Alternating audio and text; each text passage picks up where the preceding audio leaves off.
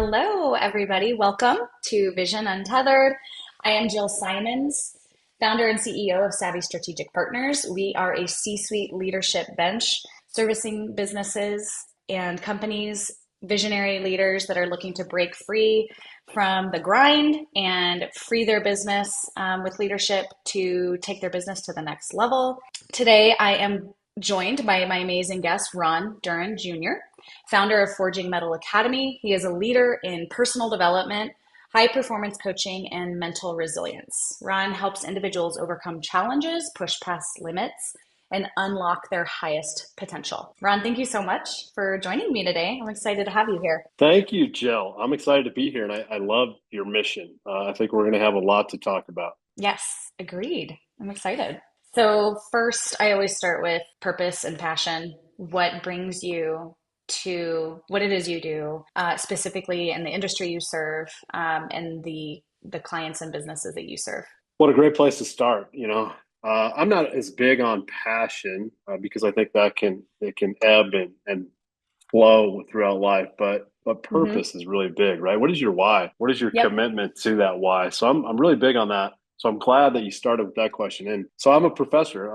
I'm a full-time professor at the University of Colorado, and I teach leadership. And I used to be a mechanical engineer, and I used to always say if I got hit by a bus as a mechanical engineer, I don't think they would have missed me too much. It's kind of cliche, but 48 hours later, they'd probably have somebody in my seat. I didn't think I was making a difference in the world that I wanted to, or at least I'm going to call it an impact. I wasn't making the impact I want to have. And so then I Yeah. started teaching, and I once had a student that at the end of my class came up to me. I could see him in the background. He was waiting, as people were filing out, and, it's the last class of the semester. So a lot of the students were saying, "Hey, thanks for a great class," and they were leaving. And I could see him in the background waiting. And sure enough, he comes up last in line, and he was one of my better students. And he comes up to me, he says, "Ron, can I bless you?" And I said, "Well, I'm not religious." I'm like, "I don't really know what that means, but sure, you can bless me." And then he says, "Can I put my hand on your shoulder?" And I said, "Sure." And he puts his hand on my shoulder, and he goes on to this about 3 minute diatribe of it sounded like just a kind of a canned thing, but there was all kinds of little things that were personal to me. So I would like Mm. to think it was authentic. Yeah. And so the reason I share this story is as a leadership professor, I had somebody bless me for the work that I do. As an engineer, I could do that for 50 years, and I would bet that nobody's going to bless me. So again, even though I'm Mm. not religious, it was very touching to me to say, to borrow a line from the new Top Gun, I'm in the right place. And so, yeah, Yeah. that was my purpose. And I love what I do, not only through teaching at the university, but also with my business, Forging Metal. Yeah. Oh, I love that. With that story, was that kind of were you still in mechanical engineering at the time too? And that was kind of a light bulb moment, or just more of an enforcement at the time of you were on the right path in the right place? Great question. It was more of an enforcement. It wasn't, the Yeah. light bulb moment came before that. That was a lot, just, personal reflection of saying, I hate to call these midlife crises. It's not really, maybe a midlife reinvention. And so I just Mm. knew that the life I was living was not fulfilling to me. So I call it my nuclear year because I blew it all up. And that was painful, but I've Yeah. never been happier now. So Yeah. I guess my message to your listeners is find that purpose, find the thing that makes you want to get up, get out of bed in the morning. Yeah. That I always say that 29 out of 30 days now, I love getting out of bed in the morning. That never used to be the case when I was an engineer. So Wow. it's all solidified that I made the right choice. Absolutely. Yeah, I love that. And it's never too late. I think that's Yes. often a Good. lie, and a block of that. Yes. Yes. My husband's Absolutely gone agree. through a complete career shift in this last year as well, which is so different from the world that we live in as business owners, where it feels like we're just constantly in this conceptuality and, instability sometimes because nothing's really, we're just out there, all the risk is on us. We're wearing all of it. So having to wear the weight and the emotional turmoil, because I'm an empath too. And so everyone's Mm, emotional problems, I take it on and try to, help and guide them. I'm like, if I can just take this pain and this anguish maybe I can help you. I'm better at it and more disciplined, obviously, like being healthy and aware of that. But in the midst of growing this business and him going through that change, and it felt like a crisis. And Hmm. so it's interesting. How do you shift that dynamic and that language from this crisis activity of reinvent and looking at it as a reinvention of yourself instead of a gosh, what have I been doing? And this shameful kind of crisis mode. How do you shift that mentality and that mindset? Well, I think the number one, as you talk, I say I can see why you started this podcast, right? Being Hmm. an entrepreneur, I don't do it full time, but I do know enough about it to say that it's wonderful and it's incredibly scary and incredibly stressing if you let it be, because all those things you said, right? You're wearing a lot of those hats that when you're kind of insulated when you're working for a corporation from some of those stresses, and when you're an entrepreneur, Yeah. it's all right there, and that can wear you down if you don't have the right mindset. And so that's where I would start. And so Hmm. one of the classes I teach at the university is called neuroscience of leadership. And so I'm really big on, how does the brain work, and Yeah. understanding that. And so as you were talking, I'm thinking, okay, crisis. What do I think when I Hmm. think crisis? It's probably something negative. It's probably going to be something like a threat, right? Crisis, threat mode, right? And so your sympathetic nervous system is going to activate and you're going to close down. A lot of those bad things that come from stress, not all stress is bad stress, but those bad things that come from Yeah. stress is when we are in sympathetic nervous system activation for a prolonged period of time. That's where we get chronic distress. And so we want to stay away from that. So instead of calling it a crisis, and this is just playing with words, but words matter. Instead of calling Yeah. it a crisis, call it a reinvention, which is more positive. And you can look at that Mm. as not a threat, but a challenge that you are capable of facing. And so again, it's just a Yeah. just a simple mindset shift. And if your listeners are saying, "Well, that's just silly," try it. Hmm. It's amazing. Again, just with the language we use and the way we think about something, we frame it. Yeah. In psychology, it's called cognitive reappraisal. How can I look at Mm. this in a different way that's more positive and maybe serves me better than, again, crisis doesn't sound like much fun, does it?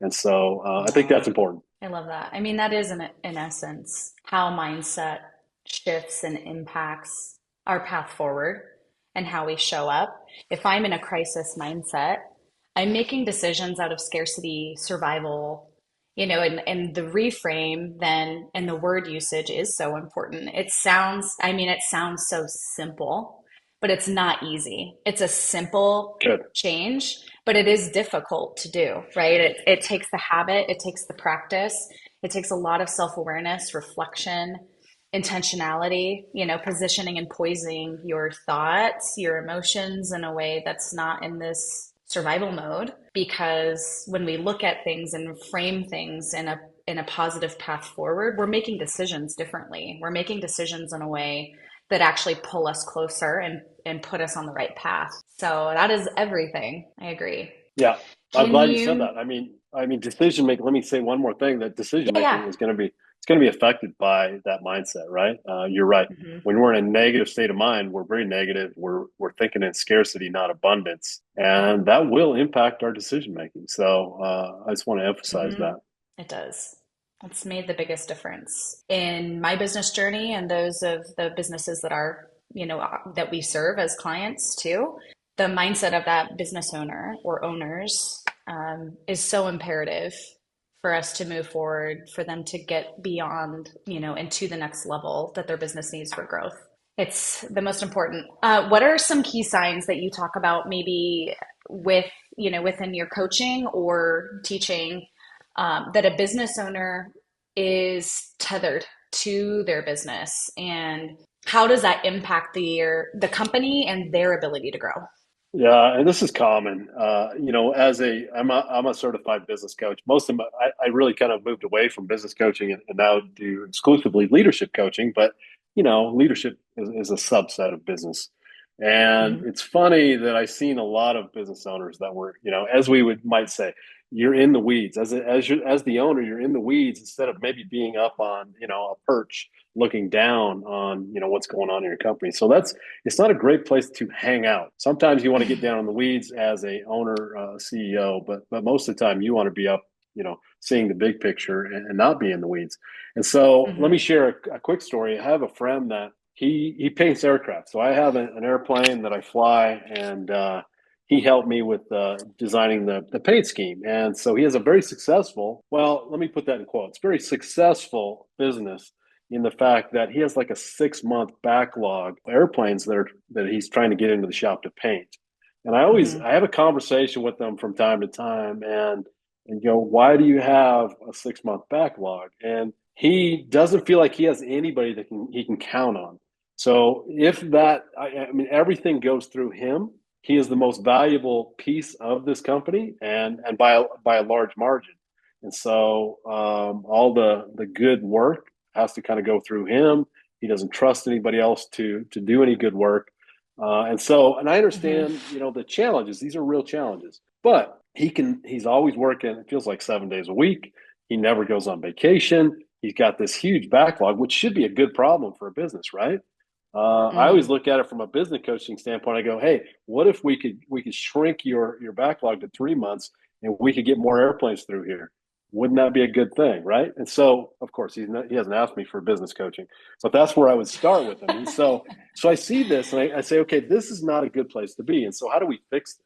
Number Yeah. one, I think the obvious one is you got to hire good people. Now, he's a little bit constrained with where he's at. He says, I don't have a lot of talent to pull from. But what if he Mm. trained them? Maybe he takes somebody that has potential and he pays for some training for them so they could bring them up to the next level.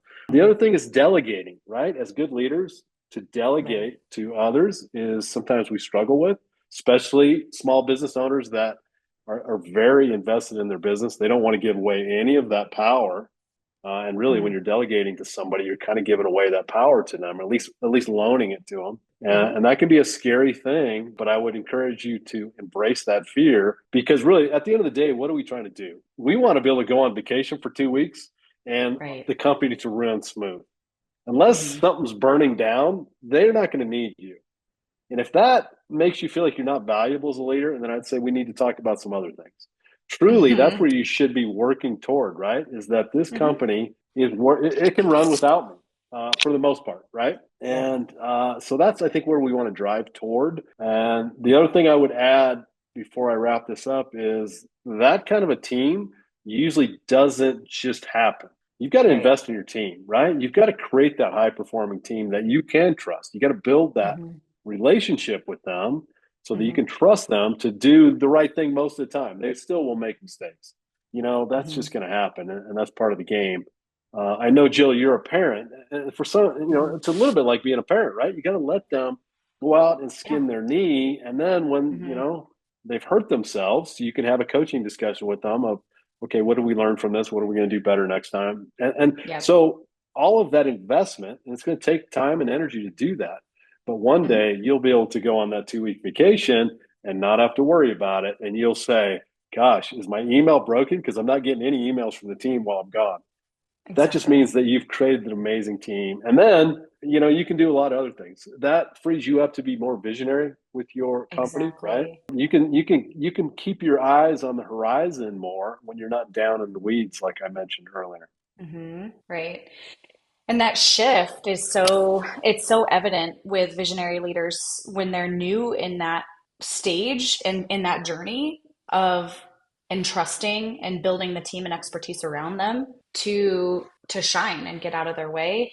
You can tell when they're new in that journey when things don't go as planned or somebody makes a mistake or somebody hasn't really fully been brought up to speed or trained effectively, or the visionary getting that out of their mind and into an institutional, data knowledge base for the team to be able to carry forward.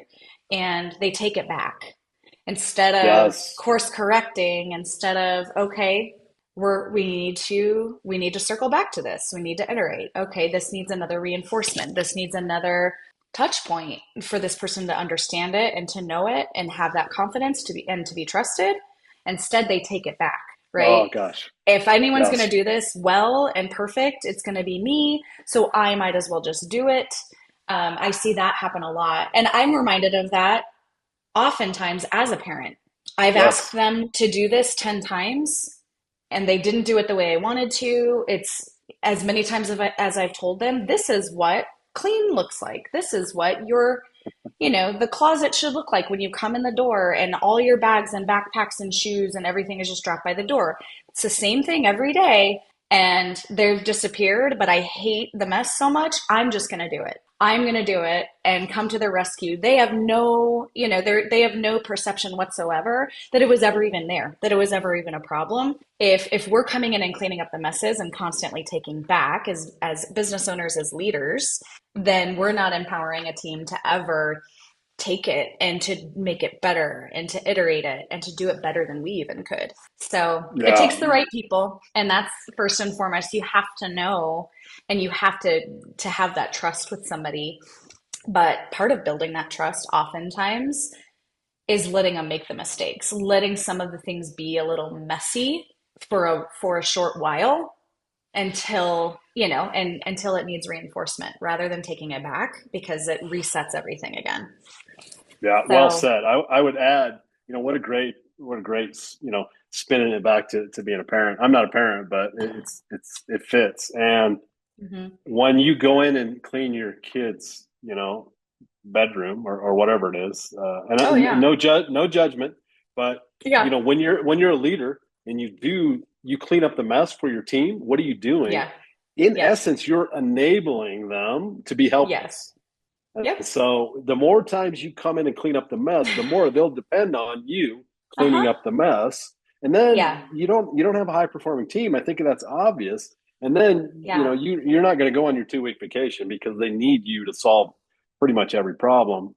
Yeah. And then the other thing I would say is don't take it back. Right? Have patience, have commitment that you're going to see this through. I once had a Hmm. story of a student in my class that they have to get up and do presentations. And this was an Hmm. undergraduate student, so he was a younger guy, which I don't know if that matters, but he was so nervous. And he got up there, got to the podium, and started doing his speech. And just like a couple minutes in, he totally froze up. He couldn't even Hmm. function. I mean, this is what we would call an amygdala hijack. He had an amygdala hijack, Hmm. and he was kind of a mess. And Oh. yeah, and I felt horrible for him. And he says to me, he says, "Ron, can I go sit down, gather my thoughts, and then come back up?" And you know what I said Hmm. to him? I said, "No." Oh. I If you're said, gonna do "No." this now. I said, "No," because there's two things. Number one, I said, gather yourself, take the time that you need, but right there at the podium, regather yourself. All right. And so if he would Mm. have went and sat down, he would have had this traumatic experience of how he failed on stage. And I didn't want him to carry that with him. I wanted him to Yeah. see what that looked like to break through that. So I didn't want Mm. to allow that traumatic experience to settle into his brain. And so he did. He took about a minute, he gathered himself, and then he was fine. Mm. And so it kind of goes to your point of let them fail. They are going to fail. Hmm. As you go into this, unless you have a total rock star, they're going to fail. And just have that patience and Or make commitment a to say, mistake. Yeah. yeah. And yeah, again, I'm a really big on coaching and just have a coaching conversation with them and say, okay, as I say, let's do our debrief. What happened here? How, Hmm. how did we fail? And again, I like to Hmm. use that terminology. How did we fail here? Because Yep. I'm part of the equation. Have I set them Exactly. have I set them up for success? Hmm. Maybe I didn't do a good job of setting them up for success. Yeah. So I need to own that part of it. Exactly. Maybe I It didn't I always didn't give turns them. back to us as Yeah, I leaders. mean it should Hmm. It to should. some degree, right? I also want my team to have accountability. I don't want them to Hmm. totally, if you listen to the Navy SEAL Jocko Willink, and he's kind of borrowing this from somebody else, but he says there are no bad leaders or no bad teams, just bad leaders. I don't know if I'm Mm. going to put it all on the shoulders of a leader, right? Part of that accountability is on the team as well. I think it's a team effort, right? But I Hmm. also know as a leader, I need to own up to my part of it. Absolutely. Yeah, when we take ownership and look at the full the involvement from everybody, from a process or method, and way things need to happen and the accountability for what they are held accountable to achieving and the outcomes, it is a collective effort of how we do this. What is the standard? What are the expectations? Do they have everything they need to be successful in it? That falls back on leadership. And it's never ending. As it's growing, as it becomes more complicated, as more people get involved, it is up to us as leaders to ensure that the team is equipped as well. And the team understands the accountability. The team is upheld to accountability. That falls back on the leader. So when you have unaccountable teams and when you have people who are unaccountable, that falls back on leadership too. So if they're not being held accountable, if there's no sort of measurement and structure in place for us to know who's doing what, how are we doing, how are we performing to what we said we were going to, that's on leadership to set that standard. So yeah, I mean, I clear like that. expectations. You mentioned clear Mm-hmm. expectations. That Mm-hmm. usually shows up as one of those important things that a lot of team members say that I don't know what the expectations are. So when I'm Mm-hmm. coaching somebody, I'll say, well, they'll say something like, my team knows what I expect of them, and I go, how do they know? Let's unpack this. And as we Mm-hmm. as I ask questions and I dig into it, I find out that they haven't clearly communicated what those expectations are. So it could be as Mm-hmm. simple as just communicate better, make sure that everybody's clear on what's expected of them. What is the Mm-hmm. standard we have for this team? And then model Right. all of that, right? You want to model that Right. as the leader. They see that in you and they will start to embody that. Exactly. Yeah, it can't just be I told them one time, or I said this. It takes so much more than saying something once, telling them, and definitely not the assumption that they know what's expected. Assumptions aren't going to help anybody. So, Yeah, and so let me say one more thing. And if the yeah, listener's yeah. saying, "Well, this sounds like a lot of work, Ron," maybe Ron and Jill, this sounds like a lot of work. Well, the payoff Hmm. is that you have that business that kind of runs itself, and you have let's take it one step further. Not only is it making you a lot of money, because that often comes along for the ride, but you have people that are engaged. They enjoy coming to work, and you're going to get better, higher quality work out of them. It's just Hmm. there's so many win-win-wins out of investing Hmm. that extra effort into them. Absolutely. Yeah. How does this tethering and not letting go, not entrusting leaders in a business, and so much dependency on the business owner, on the founder, affect the business's value? So I'm not sure if I'm completely following. Does it devalue the company if Hmm. um, like my example of my friend that paints airplanes, would that, if I was an investor and I was looking at that company, Right. absolutely. If Hmm. I looked at, quite honestly, if I was looking at that company to invest in it, it would give me a lot of concern. In fact, Hmm. I probably wouldn't. Great talent, they do great work, but the way they run the business is absolutely Hmm. dysfunctional. And I love the guy, and I would tell him that to his face if he asked me. But totally Hmm. dysfunctional. And so, if I was going to invest in that company, I'd say, okay, we got to clean some things up, and you got to show me that you can clean this up. Hmm. Show me that you have the capability to do that. So yeah, absolutely, it's a great question, and Yeah. hopefully, I just answered. It's a pretty simple answer in my opinion. Yeah, That it will is. devalue your company.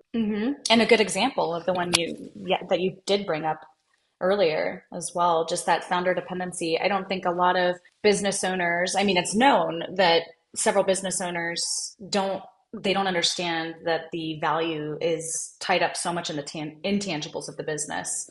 Somewhere estimated between 50 to 80% of the business's valuation and the enterprise value of that organization lives inside the capital of human and people and leadership health and dependency on the founder. If everything is dependent upon one person for that business to be successful, it diminishes the value almost completely. If that owner is looking to sell and get out of that business, there isn't really any value beyond them doing the work, Yeah, yeah. right? Them being the face of the business. So, yeah, I mean, I think that's a key example of one that firsthand that until they can remove themselves and alleviate a lot of that dependency on them for everything to operate efficiently and for revenue to grow, then as soon as they decide they're done, that the enterprise value of that diminishes. Yeah, So, absolutely. I mean, there's no scalability, right? If I'm an investor and I want to invest in your company, I want to see that you can grow this company. And when you have a mhm, bottleneck like the one I mentioned, right, there's no ability to scale, and that's just not interesting to investors. And right. so again, we got to get past that bottleneck somehow. Exactly. Yeah. So I love what you talked about earlier too with regard to awareness and mindset. Can you discuss the importance of that self-awareness and continual personal development in the journey to untethering from one's business? Yeah. All right. So everybody that's listening, put your hand up if you are perfect, right? None of us are perfect. And, Right. in engineering, we used to have this thing that, acronyms are everything in engineering. And we called it a WIP, WIP. And it's the Mm-hmm. work in progress, right? So Mm. all of us are a work in progress. So let's start with that idea that I don't care how smart you get, how much wisdom you acquire, how long you've been doing this. Right. You are a work in progress, including me. And the Zen Buddhist concept is sometimes called beginner's mind or child's mind. That you always, Mm-hmm. if you think of a child, everything's new to them. And so if we can continue to kind of have that mindset that there's always something new to learn, that's a great starting point. So in my book, I actually come up with a model called holistic awareness. So I'm really big on the idea of awareness, and that consists Mm-hmm. of internal and external self awareness, social awareness, and situational awareness. Each Mm-hmm. one of those is important, but I would say that the most important one is self awareness. And so I think we need to start there. I'm really big on the idea of reflection. Yeah. Every morning, I do a personal reflective journal. I am a pilot, as I mentioned earlier. I fly an aerobatic airplane that I'm learning how to fly close formation from Mm. former military fighter pilots. And one of the Okay. things that they do after every formation flight we do, we go do a debrief. And so it's such a wonderful thing to help me as I learn how to fly formation. It really helps me to, kind of maybe unpack the things that happen during the flight. But I do this all the time in my personal life as well. And I would encourage you, the listener, to do the same if you don't already, right? So do Mm-hmm. debriefs. I may have mentioned this already earlier, but what did you do well? What did you not do well? What might you do different next time? That's it. Mm-hmm. Doesn't have to be too extensive, and then use that personal reflection to continually get better. One of the common things is everybody likes to say knowledge is power. Knowledge is power. Mm-hmm. Is that true? I would say no. Knowledge is potential power. What if you have knowledge and you do nothing with it? What if Yeah. you could read, 100 textbooks and you'll have a ton of knowledge, but go out Yeah. in If there you're in the not actually real world. applying it, Yeah, right. go out in the real world and see if it actually works. Because here's something that you may not realize. I'm being a little sarcastic here, is everything that's in a textbook doesn't always work real well in the real world. And so Mm-hmm. we need to take that knowledge that we have, apply it.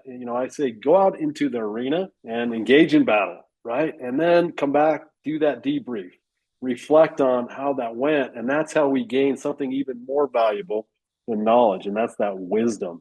And so, Yeah. again, let's take Mm. this all the way back to it starts with self awareness, leading to wisdom. And every great leader that I've ever been around is very reflective. They're very good with self awareness. And maybe Yes. if you use your imagination, you can picture a leader that you've ever had in maybe in your life, or maybe you see on TV, or that's famous, that has almost zero self awareness. Think about Mm-hmm. what it's like to follow somebody that has no self awareness, and there's plenty of them out there, and it's a little bit painful in my humble opinion. So one of the things that I always tell my students, if they forget everything about my class, I want them to remember it all starts with self awareness. Yep. Oh, that's so good. Love it. Thank you for that. Good reminder. Yeah, knowledge isn't power if we're holding on to it, if we're not applying it. I see a lot of advice too out there just in terms of, there's crazy entrepreneurs and successful business owners that boast about how much they read or how many books they read and how well read they are, that look at it from, this badge they can wear if the quantity of what they're consuming is higher than anybody else, and really I'd rather have a handful. I mean, I'm an avid reader and well read. I love books. I have like a huge bookshelf over here, but I often go back to books that I need to go deeper or circling back to, learnings and taking it into practice and applying it as opposed to just picking up and starting new ones and focusing on the quantity. It really is the quality and depth that we get out of, a handful of them, or education in general, knowledge in general, as opposed to having so much of it in vastness that we don't actually put any of it to practice. So that's a vital reminder. Yeah. Yep, well said. There was in 2017, it was my first personal stretch goal, and I tried to read 100 books in a year. And I'm a slow reader, and it was very challenging, and I didn't make it. My last book finished on day 368, so I was 3 days late. I learned a lot about reading 100 books in a year, and one of them Mm, was, number one, you can acquire a lot of knowledge. So I'm a big believer in reading, but I mhm, also, Jill, have started to kind of go to where you're going with this is quantity doesn't always mean what you think it is. In that year that I read 100 books, it was all about quantity. It wasn't about quality. I mean, they were good books, but I was going through them so fast I didn't have time to really reflect until I moved to the next one. And so mhm. now I'm much more. I slow down much more. I try to process those books in a lot deeper way than I used to Yeah. when I was reading a lot of books. So I guess I would wrap it up with I agree. There's one of the best bang for your bucks way to learn is read good books, good nonfiction books. So Mhm. if you're an entrepreneur, absolutely, I'm on board with that. But I also think you can take it too far. And then, as Jill's kind of getting at, so what? I mean, what are you doing with it? Are you reflecting on it? Are you learning from it? Are you putting it into practice? That's the thing Mhm. that I think most people don't do is they read this great book. And then if I were to ask them, okay, what are you doing differently now because of that book? And they would probably go, nothing. Okay, that's a waste of your time and energy for the Right. most part. You might gain a little bit of knowledge there that might be useful down the road, but for the Mhm. most part, that's kind of a waste. And so try to take at least one thing from every book that you put into your Exactly. life. That's a good goal. That Yeah. should be the goal as opposed to, 100 books Yes. or, Yes. I and that's a agree. commendable achievement for sure. But it's important to point out what you did learn along that journey of reading through that many books in just over a year, how it impacted you, and maybe the goal being, I need to reflect on what's even just one key takeaway from this, as Yeah. opposed Yeah. to just plowing through them and saying you did it.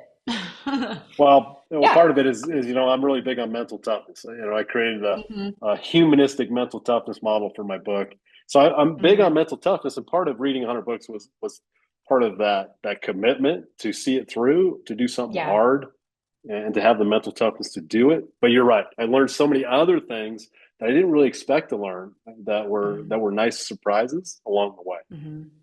No Yep. desire to do it again, though. Yeah. Yeah. And that's okay. You did it. Um, Yeah. Great. Well, thank you so much, Ron. If people want to learn about the art of forging metal, what is that? What is that art? How do they find you and the resources needed? Yes. So, just a real high level synopsis of the book.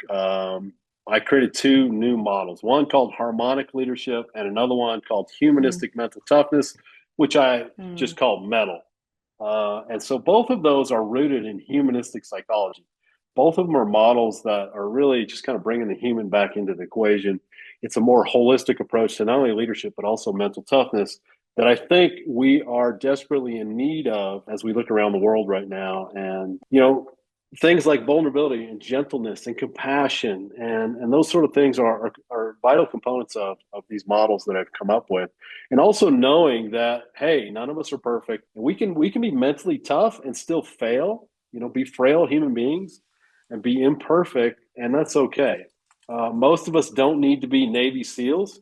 We don't need mental toughness at that level. So this is maybe what I would hmm. call mental toughness for the rest of us, right? So you entrepreneur out there that it's listening to this might be something Hmm. that you go, okay, do I need mental toughness to create and Mm, sustain a viable business? You bet you do. In fact, there's a lot of the pioneers of entrepreneurship that will talk to you about the fact that I think Steve Jobs said that perseverance is going to be that thing that's going to see you through to success. And so, what does mm, that look like? And can you be okay with having a bad day, having a weak moment? And so that's a lot of what I address in the book. You can Mm, find it at Amazon and all the places that you would buy books. I'm working yeah. on the audiobook as we speak. Stay tuned for that, but the audiobook is not out yet. And then I also do leadership facilitation and keynote speaking. You can Yeah. find me at rondurenjr.com. Great. Excellent resource. Well, thank you all for joining, listening in on mental toughness, resilience, letting go. Such a good conversation, Ron. Thank you. You bet. Glad to be here. Thanks. Thanks.